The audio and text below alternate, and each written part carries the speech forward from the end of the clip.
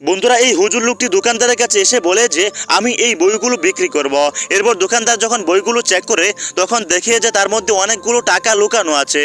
এরপর দোকানদার এই বইগুলো অন্য জায়গায় নিয়ে যায় আর সেখানে গিয়ে টাকাগুলো দেখতে থাকে।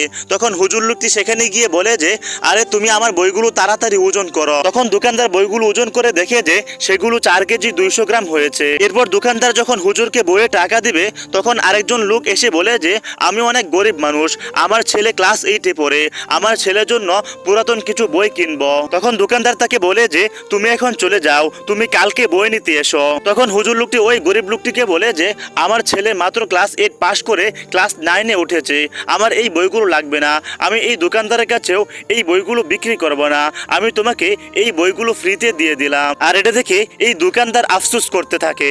এরপর এই লোকটি যখন বইগুলো দেখতে থাকে তখন সেও দেখে যে বইয়ের মধ্যে অনেকগুলো টাকা রয়েছে।